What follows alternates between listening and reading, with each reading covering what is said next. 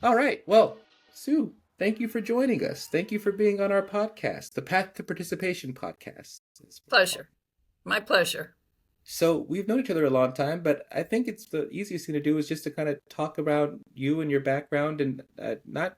We can talk about how we got to know each other later on, but about your starting from lobbying with for migrant workers' kids and starting a bunch of really cool stuff in Berkeley for mothers, and then going to the Twigo Foundation and all the things. So I think it'd be great to get a sense of your background and why you're excited about COPA as well and how it all relates. Cool, cool. Happy to. We'll do a race through my history then. Yeah. um, I was, oh, what were you going to say? Oh no, I said great. Oh, good. All right. Yeah. Um, I started getting involved in trying to change things when I attempted to go back to college with a baby. I was pregnant at 19, had my daughter Molly when I was 20, dropped out of school for a couple of years, and decided to go back to Berkeley. And there was no infant care and no child care and no nothing. So I wrote a piece of legislation to set up campus child care with Yvonne Brathwaite, who became Congresswoman Burke. And as a black woman, she was the only legislator who would carry the bill for me. Everyone else thought that was silly that young mothers with babies would want to finish their education. But Yvonne got it. And so we got Assembly Bill 734 passed in 1971. And Governor Reagan signed it because suddenly students could vote at their campus address. And we had organized all the campuses in California. So, so I got pretty involved politically so that I could go to school. So we started a child care center on the Berkeley campus. It was the first group infant care in California, and helped all of the other UC, CSUC, the state colleges, and the community colleges start child care as well, so that public higher education wasn't just for kids who were being supported by their parents. And it opened it up to non-traditional students like me. Um, I, after college, started with a group called the California Children's Lobby. I was one of the founding members because there was no lobby for children in California. And I had met, as I was lobbying for our child care bill, I'd met the other lobbyists who were working for kids, like foster care, child abuse prevention, child health, and so forth, and decided it would be a good thing if we started something called the California Children's Lobby. So I was the lobbyist. I was paid out of bake sales in migrant camps. And one of our bills was setting up child care and infant care programs in all of the migrant camps in California, because those babies were left in fields in little cardboard boxes while their parents were picking crops. And it's 110 degrees in the San Joaquin Valley in the summer, and there's big farm equipment coming down the rows, and it's very dangerous and horrible. So we got child care and infant care programs in all of the migrant camps in California, which was great. I brought all the farm workers up to the Capitol for every hearing, and the legislators were so terrified they passed the bill.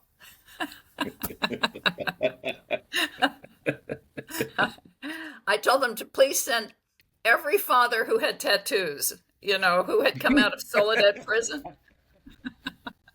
And I said, just, wear your wife beater shirts. That's fine. That's fine. You don't have to get all dressed up.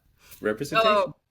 And we got the child seatbelt bill passed for babies in automobiles, and so infant seats and car seats for children, and all kinds of things. But really, I worked on childcare for high school, university, for all of the working families who needed childcare for their kids. When Bob Toigo left the Capitol as chief of staff to Leah McCarthy, he said to me, because by this time he had saved childcare after Prop 13 crashed the state budget, and I found him extremely attractive when he saved childcare for California. So he said to me, when he left the speakership, he said to me, Would you like to change the California Constitution and set up a prudent person rule for all of the pension funds in California? And then we could do a series of seminars around the world and teach all of the pension funds about international investing. And I said, I have no idea what you talked about except the travel part. I don't know what you just said to me, but I get the idea about the travel. Because what do I know? I've been setting up childcare centers all over California, right? And when I go to talk to parents, I would get gas money, no joke, to drive to Milpitas, in the Central Valley. I calculated my gas and got 17 cents a mile. So when he said we could travel around the world, I thought, that's better than a migrant camp in Milpitas. So I I put up my time. I think it's time for go experience some finer things. And finer things are okay too. So on the floor of our living room, I'm typing up um, the ballot initiative to change the California Constitution to permit a prudent person rule. By Constitution, California's pension funds could not invest overseas. It was a constitutional prohibition. So then in 1985, we had a ballot initiative. It passed from my little typing on the floor. And all of the pension funds who were supporting it, because we had done a little organizing, I knew how to do that as a lobbyist. Uh, Bob said, well, we're going to do a series of seminars around the world. Would you like to come? No marketing. We'll pay your way, but you come and we'll have the big money managers from around the world tell you about international. They said that would be great. No marketing allowed. Money managers came, pension funds came, the CIOs, the CEOs. We took them to China. We took them to Japan. This is 1985, Yeah, right? great. Yeah. We took them to Africa, Latin America, all over Europe, Vietnam. And after 1 year, I said to Bob Toigo, don't you think it's weird that all of the people running the billions of dollars in all of our pension money, everybody's pension money, bus drivers, school teachers, right, nurses, are all white men? Don't you think that's weird that white men are investing my retirement funds? Because they don't know what I want. They don't know what I care about for my kids and my community. And he said, yeah, well, you know how to work for free. Just start something, do something. Really. Hmm. So I said, I went to our clients and said, have you guys, this is, JP Morgan and Goldman Sachs. I said, have you guys thought about diversity? And they all said, we've thought about hiring women. We have thought about women. And we're just, we haven't found qualified candidates. I said, that's interesting. Have you thought about minorities too? Yes. Yes, we have. We just can't find qualified candidates. I said, well, what would make someone qualified? And they said, well, an MBA, a good network, and, some seasoning. I said, that's good. So if I started something that helped people get an MBA, build a network, and get some good seasoning, would you support that?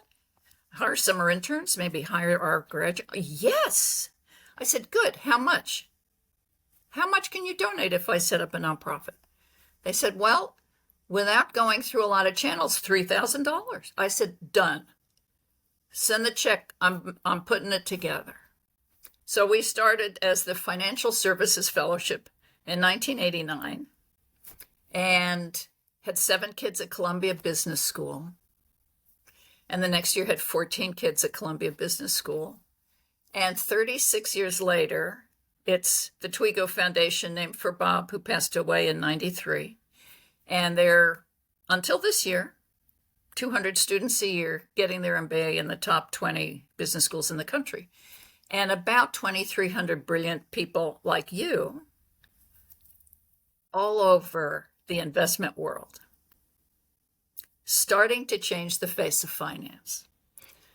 This year, of course, is different, and we're mitigating everything to stay alive during a backlash against diversity. That's fine. You roll with the punches.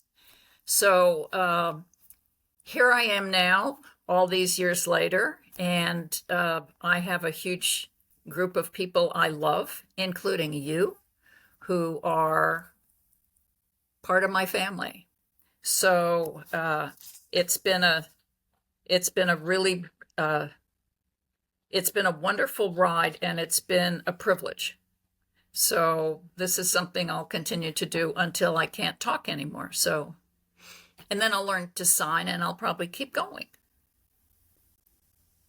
We could also probably think an AI will say it for you as well. That's probably easier. I mean, I love not just hearing the story because of the impact, but because of the through line. Because if someone were to see your life before, like you were to think of your life earlier, seeing it as what's become now, may not have been as clear, but the vision was clear, or at least the heart behind the vision was clear. What what gave you the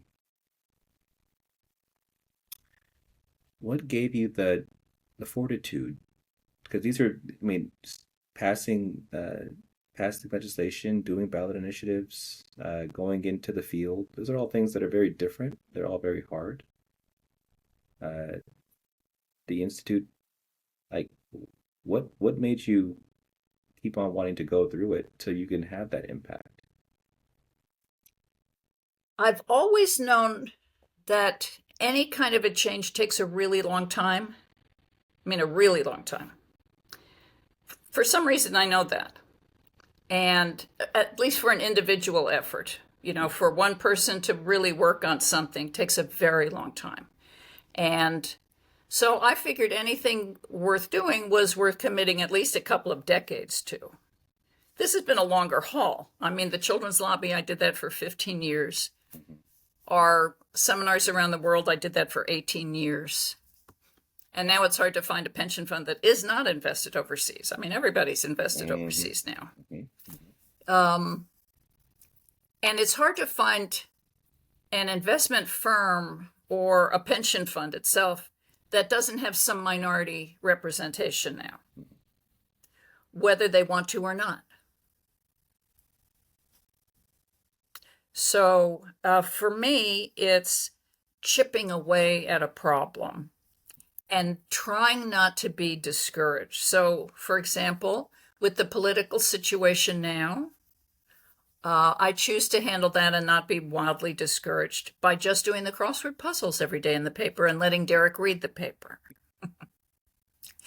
Because I realize that not everyone is like me. I really want the world to be fair. I want everyone to have an equal opportunity. I believe in the values that America was founded on, even though we didn't ever reach that. I mean, for women, we can't even pass the Equal Rights Amendment in this country.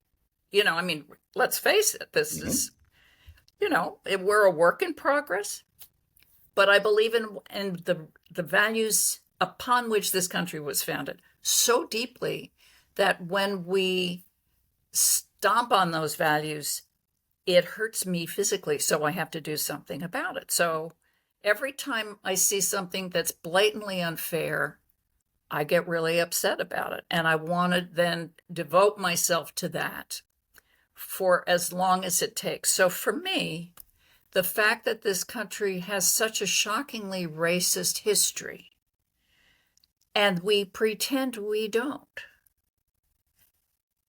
I find appalling.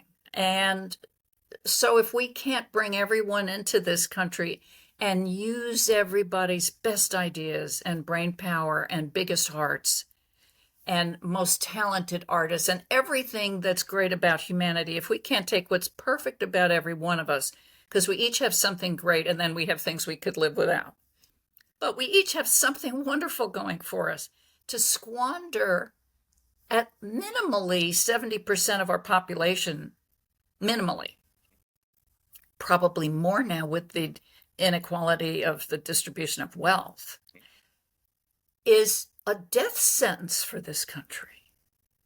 I love the country so much with what it's supposed to stand for. I refuse to let it go down without a fight from me. So I'm fighting for our future by bringing people in who've never had a fair shot, who's never had a key to open the door. It just makes me crazy. So I love our country. And I'm a Democrat? Fine. It doesn't make me a communist to be a Democrat. I love our country. And so I'm fighting for it. I'm fighting for a fair shake for everyone so we can have a healthy world and a peaceful world and have respect for each other. Respect for each other. So that's the reason. That actually leads me to the next question because that's super helpful. When thinking through today, we talk and we hear a lot about meritocracy from the current administration, and it's said in the perspective that you just said, equal opportunity for everyone. And so when we think through what does that actually mean, when you started the Toigo Foundation, you were giving opportunity to people who were excellent already, and they just hadn't had an opportunity to do so. And one that, as at least was being said by people in Washington currently, is that that's what they're doing as well. And this is me talking, but I would think that most Americans would probably think that meritocracy is good, that there should be actual merit. So, what are some of the things that you've seen that show when things are like the words might be meritocratic on the surface, but actually may not be that much in terms of like what people are actually going through to get to these jobs, whether they're within finance or whether they're getting childcare? What are some of those things, those themes that you've seen that have kind of gone across the board that folks who will say, well, I started with this much and I made this much, and not realizing someone could start from here, may not even realize or think about?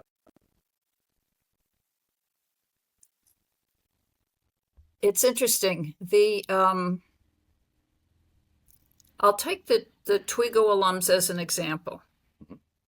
So for 36 years, the most amazing, brilliant people have come through this program. 2,300 people. And a lot of them would be fine without having been a Toigo fellow.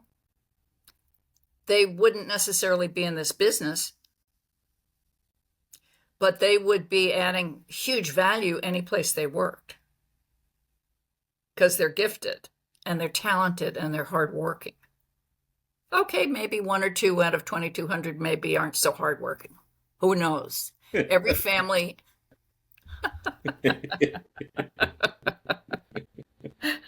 I'm kidding. The Toigos are perfect. But the thing that makes this group interesting to me is a form of self-selection. So they apply for the program. We let them know at the beginning what we expect. What we expect is not that everyone's going to be a billionaire.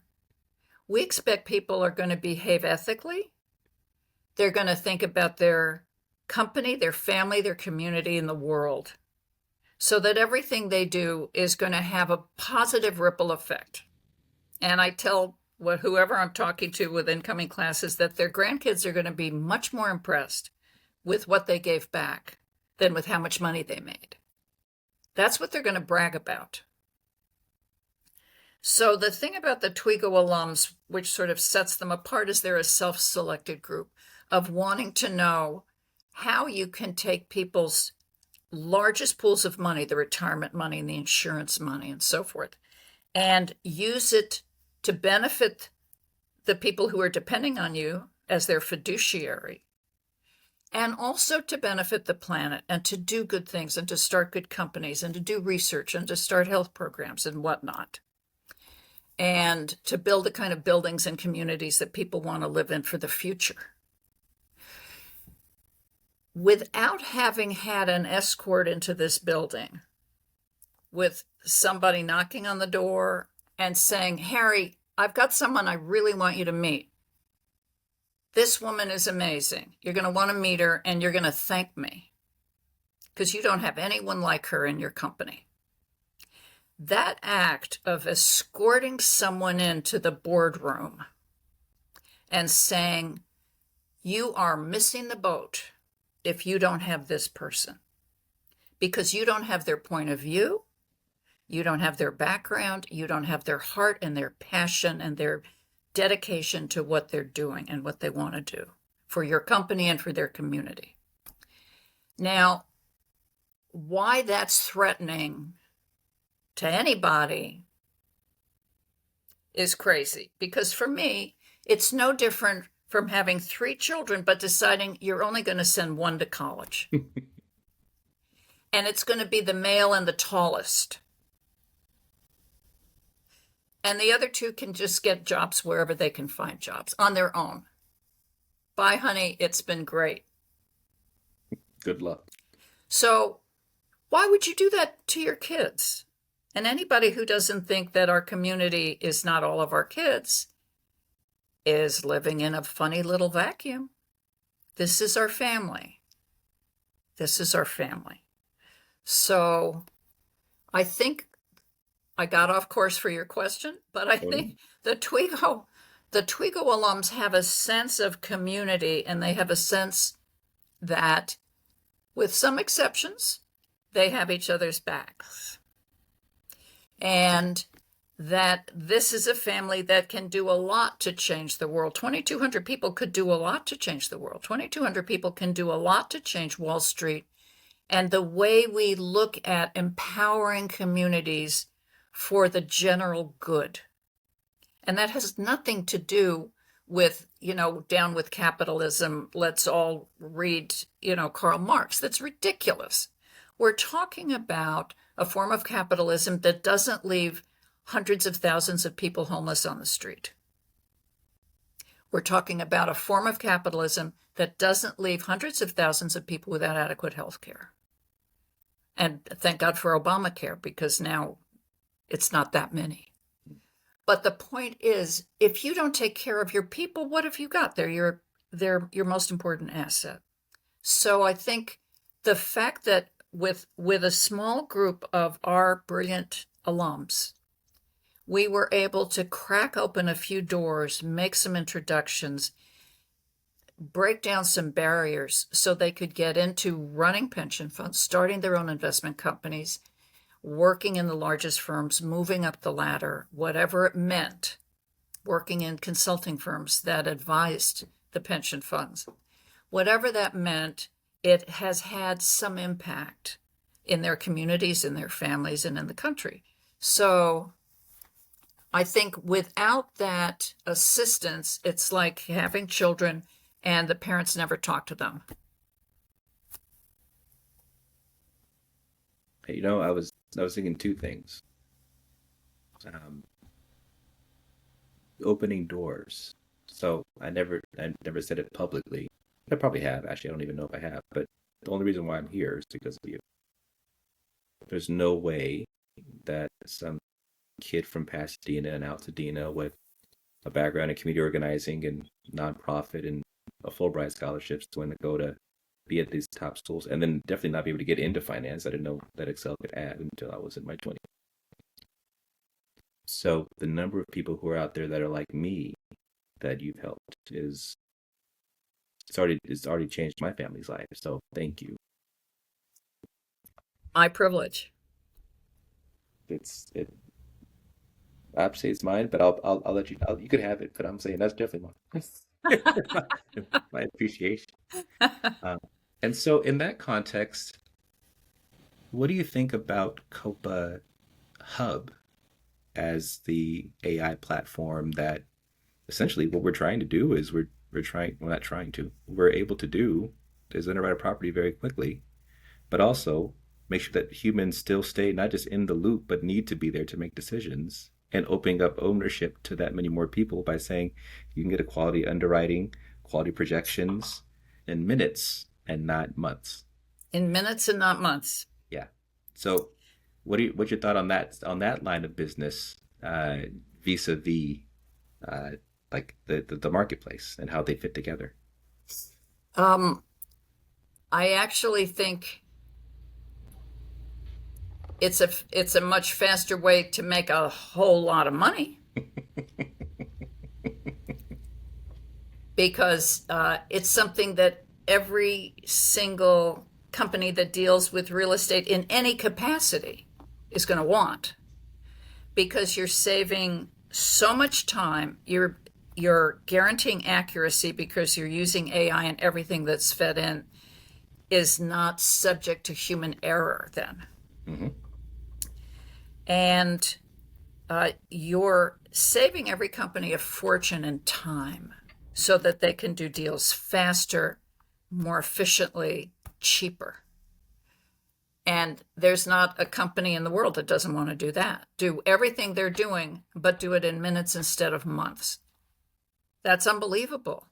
So the fact that you have worked for so many months with your amazing team to pull this technology together, I find astonishing. And I know a lot of real estate folks in the business because I spent up many years doing real estate seminars. So I know, well, the people I knew 1,000 years ago are probably dead now, but I know the companies. And there's not one company that's not going to want and need this technology. Some of them maybe think, oh, we can do that. Oh, give it to Sharon. She'll be able to do that with her team. No, Good luck, Sharon. Sharon can't do that with her team because you guys have a team all over the world who've been working on this for months. And it's beautiful and it's debugged. So I don't care who thinks they can do it. Once they see what you've got, they'll know they can't replicate it. So I think it's genius, and I think it will provide the underpinning for everything else that COPA does. This is applicable first and foremost to COPA. Great. So, Sue, we've talked about Copa Market, and you've seen that whole evolution from 3.5 years ago, getting that idea off the ground, going from that to saying, oh, yeah, we have to make sure that we don't make any mistakes. Because if we're going to bring on millions of properties onto our platform, we can't have mistakes on there. We can't have people's money be up for risk.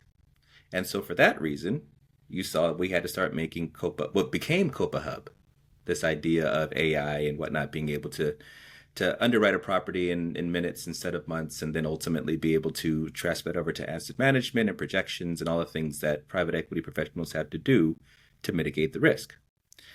And so in the process of us coming up with this and realizing that we could in fact give better outcomes for lower costs by letting people who want to own things in their own communities around the world have an option to get that same level of institutional underwriting for cheaper, for much cheaper than, not just from a time perspective, but also from a a a A a cost less perspective. cost Yeah. and less stress perspective, Mm-hmm. knowing that it's right. Yeah. What do you think about the through line from the impact to essentially what has been meritocratic, in that we're trying to make sure that people have the same access to the same outcomes, and there's options for people to be able to do so in a way that's affordable and enables for more ownership across smaller groups and individuals who may want to buy in their communities who've never been able to do so before. It's interesting because one of the things that I tell people who are trying to start their own investment firms is, you start with friends and family for the money. And before you go in to do presentations to the bigger people with the bigger money, make sure you can answer their questions. And one of their first questions is, who's doing your back office? And the back office means accounting and everything else. Everything, all the things that aren't sexy is the back office. All of your legal, all of that ugly, boring stuff, right? But you have to have it. And it costs a fortune. So small groups with brilliant ideas generally can't afford that unless they're bringing their back office company in. Oh, JP Morgan's our back office. Now they own 35% of our company. Mm-hmm. So to get that level of both support and where your investors are going to feel comfortable, the confidence you need. Oh, no, we've got the best. When you get something like Copa Hub, You're providing the back office for this fraction of the price without giving away the farm. So you can bring a brilliant idea in the real estate market to the market with Real Estate Hub and have your everything you need to make people comfortable about what's the property, where is it, what's its history, who's been financing it before, how many natural disasters have there been in the area in the last 50 years. Whatever you want to know, it's going to be there. And it opens up the industry to brilliant new players that otherwise have to just bow down and kiss the rings of the giant firms that have been around for 50 years.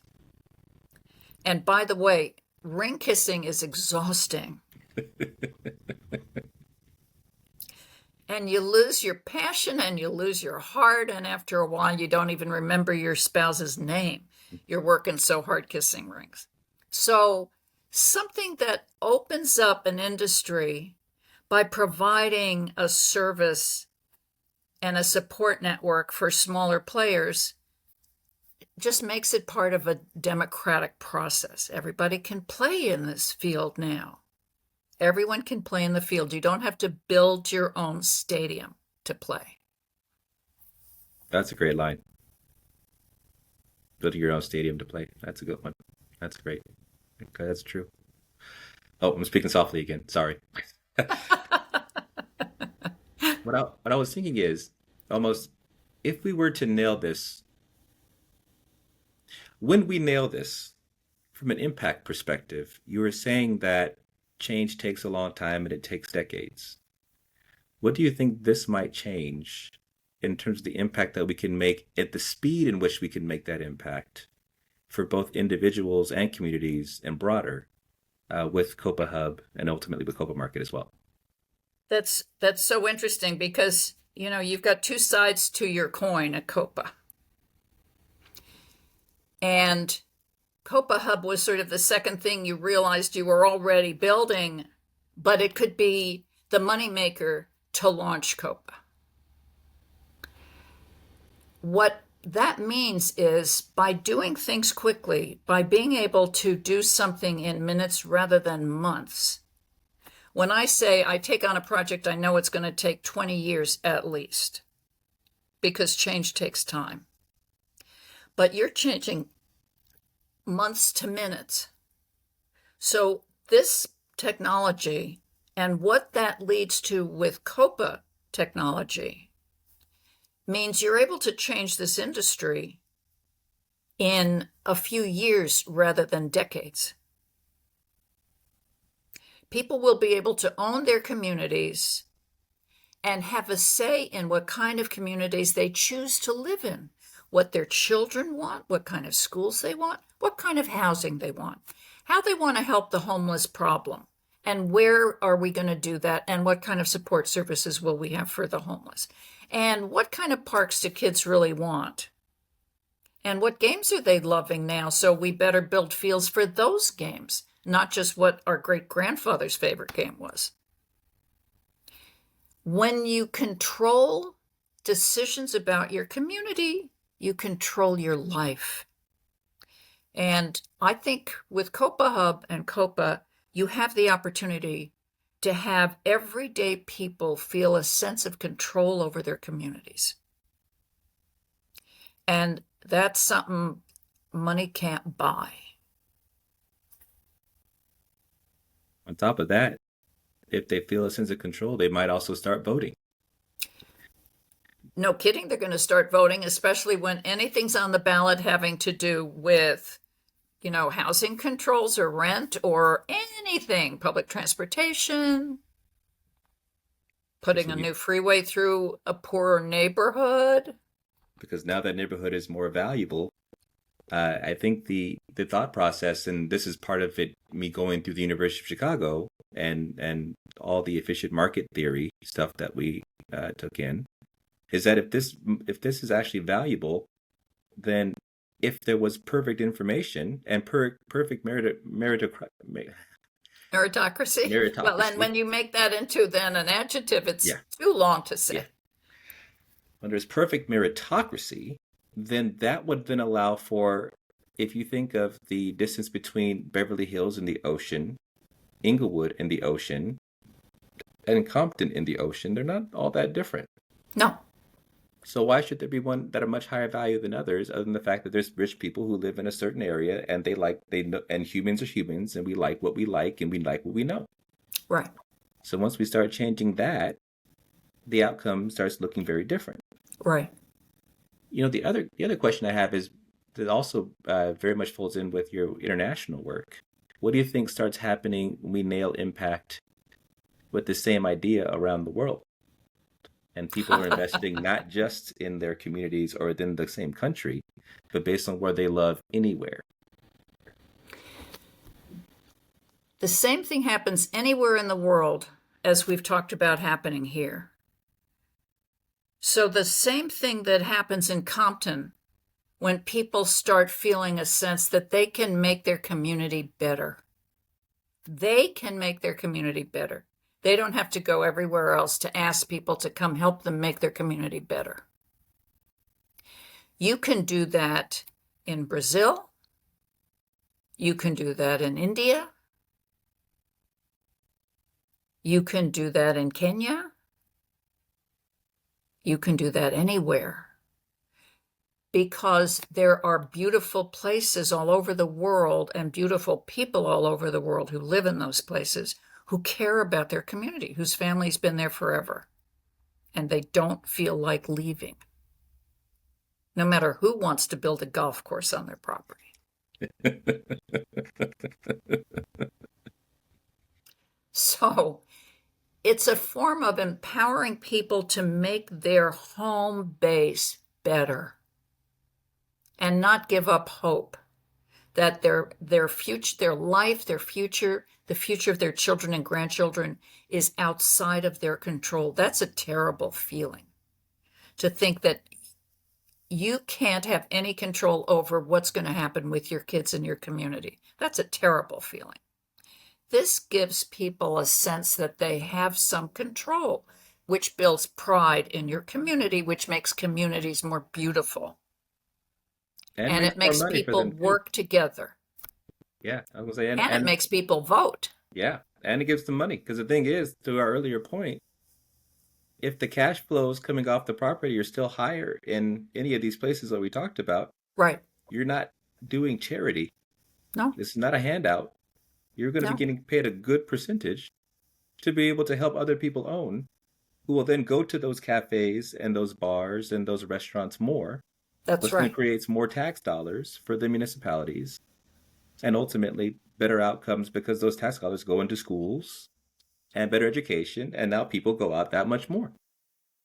And this is the whole philosophy behind all boats rise with the tide, Yep. rather than winners and losers. We're all winners if we work together. We're all winners. There don't have to be losers. And I love COPA because everybody's a winner.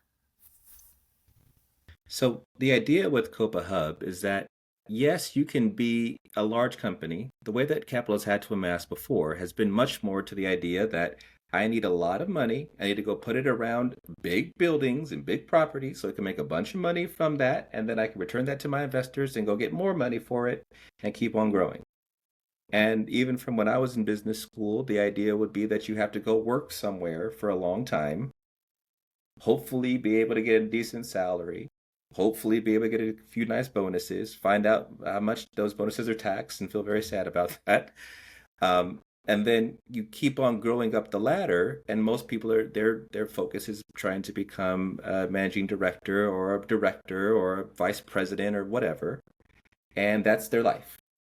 And that's a completely fine way to go through life. There's no concern with that at all. But when you say, I want to go buy my own property, even if I'm a private equity professional and know how to do all the underwriting, if I don't have enough money in my bank account to go underwrite a different property, well, then how am I supposed to be able to do it? I have to go piece up together with some friends and hope that one of us has enough time to actually look at it and manage it and do all the work. And it's quite a bit of work. And that's just one property. If I decide that we wanted to do this across the board with all of us, and on multiple properties, that means that we have to actually either quit our jobs that makes us all the money or hire someone. And most of the returns go into paying the people that we hire. Then I have to go bring some more stuff in. And that is and then of course I say I want to be an emerging manager, and then I have to take money from some big shop that's going to put a lot of money in, and then they're going to ask for a lot of ownership percentage, and I've lost my reason for doing it in the first place, and the impact that I wanted to have, as Sue, as you said, kissing the ring is a lot of work, and when the ring you kiss and then it turns in and your lips fall off, you're not really happy about this, but you've been in it for 3, 5, 10 years, and you're like, I don't have another choice, so this is my Right. life. So the idea with Copa Hub in offering options that allow for people to, instead of having to pay someone full time to do something and manage it for you, that you can have it done automated, better, with better accuracy, cheaper, faster. And we have options that are for people who just want to get it done amongst them and their family, folks that want to get it done at a more institutional level and want to be more like private equity or be private equity. We offer we give the options for people to own their world in the way that they want to, in the way how they want to. And then ultimately, if they want to grow into something bigger, they can, but they can scale up and not have it be based on, I don't have the money for these operations. We've taken that cost down quite a bit. So I was actually wondering, based on the idea for Toigo Fellows and how we've come out and how we've been able to grow and become as large as we are within the industry, how and if you think such type of different thinking for how to get people to actually be able to own for themselves, as opposed to just making it, we could have made this easily and only go after the big players. That's not hard to do. What do you think in terms of there being an idea like this or other ideas that are really important from a meritocratic standpoint? Uh, what do you think that something like Twigo, or for folks who have not had a net background like this to get into the game and be able to think about it differently, what do you think that Twigo has done with that, and what other things might come out as we start offering more people with different backgrounds that ability to think in their own way and create the system in the way that helps them and others from the perspective they know? I think an idea like this has to start with a few smart people, maybe not even in the real estate world yet. Because when you're already in an industry, you think everything you know is the only way it can be done. So you hear something, you think, oh, that won't work. That's not what I learned. Mm-hmm. So it can't be right. Automatically, right? Mm-hmm. No, that's not how I plant tulip bulbs. Those will never grow.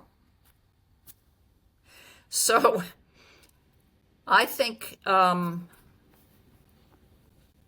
alums are pretty brilliant. And to maybe take a small subsection and one at a time say, what do you think about this idea? Is this something you want to back? Is this something you want to learn more about and back?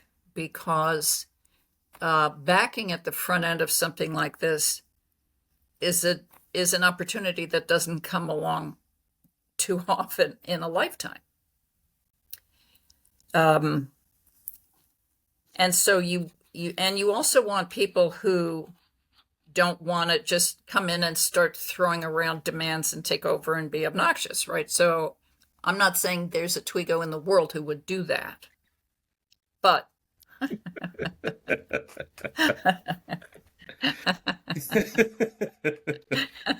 would never say that either. every family has, we all have a cousin or two who would prefer not come to Thanksgiving. That's all I'm saying. Even though we love them. You know, we love them, yeah. Over That's there. Right. So it would actually be a pretty wonderful thing to have COPA start with the individual support of a bunch of Twigos. It would be a beautiful thing. And it would be a wonderful testament to what you've done and what you're planning to do and what the foundation and this alumni group stand for, which is equity. in every definition of it. So that would be a sweet, sweet thing to do. Let's think about that. Indeed. Let's make Indeed. that happen. Indeed. How many millionaires can we make along the way? Everyone who said yes. Yeah. There's I know we've talked about it, but the idea of the PayPal mafia and all the folks who have changed the world in various ways since PayPal went public. Right, Many would say not for the better, right. on balance. On balance. Right. So if you have a room full of people who have made themselves wealthy and make the world a certain way that looks a certain type of way, versus dozens of people who come and make the world look better and then go do good things with that capital, Right. and who also will probably have ideas to use that capital, and it's almost like we might have a foundation that might be able to help fund some of those things. It's a lot of ripples. A lot of ripples. COPA is going to cause a lot of ripples. All good. All good. I'm pretty excited. I'm excited.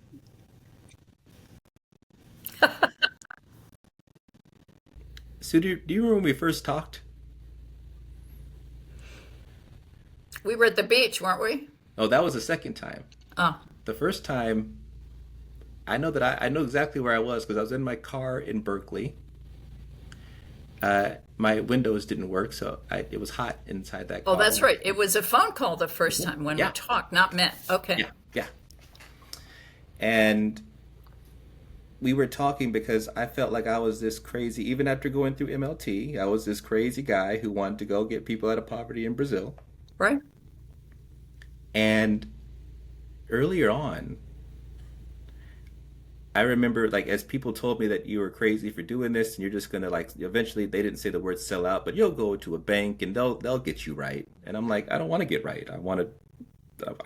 I know what I'm doing this for. I'm not going to business school because I want to go into debt so I can get paid a lot of money. And most people I knew might have some impact inclinations, but they were always, yeah, I'm gonna make this money and then I'll do some impact. And you were the first person that I ever met who knew in the finance game who was like, you don't have to do that at all. Look at my life. And I know that Sky introduced us. Remember that? And I got off the call and we were supposed to talk for, I think it was like 30 minutes and we talked for 2 hours. And I was in the car, so I was sweating when I came out. I was like, I just met a woman that I think is going to change my life. Primarily because you you followed your own path and you were like, this is wrong, I'm going to do something about it. And there wasn't necessarily like a compass of like I'm going to do this and that and that, and it's like, no, I'm going to do the right thing based on what I can see. And as things got tough at Booth, when I was going through the finance classes and seeing all these people with all this knowledge, I'm like, wait a minute, like, am I even cut out for this? Maybe I'm smart in some areas, but this isn't for me. And you said, keep going. I remember when there was a point I was staying with my friend in Chicago and we had talked and I said I was just out for my first or one of my first big fundraising trips. And I'm like, I feel like I'm good. And like I know maybe no more than the guy is supposed to be my boss, but I feel like it's still far away. And you said you're closer than you realize. All those things made me feel like oh, this is possible. Yeah. It's doable. And the impacts that you would have had on thousands of other people within the Toigo organization and foundation and outside, and we've talked about some of those folks around the world, have been huge. So I think people being able to see your story about how impact actually happens, it doesn't have to be someone who was in the back shadows of a back room doing something, but it's really based on like, what is it that you really believe in and doing the best that you can, whatever situation. And then taking that and then going forward and say, well, how can I improve upon that for the next level? Because nothing ever stays the same. So I want to say thank you because that's not something that I ever could have. I I'm hard headed and I would have kept on going, but that isn't, I would have probably done something different. I wouldn't have been able to get into finance. I'm thrilled you're doing what you're doing because you're going to change the world. Well, I want to say thank you for giving me the opportunity to even let that be a possibility, and for you following your dream so I could follow mine, and hopefully we'll help a few 100,000 or a few 100 million people around the world be able to do that and make it a real thing, so that they And can make it a realize real thing. their own way because they can go Make it help real. many more. Yeah. My pleasure. My pleasure.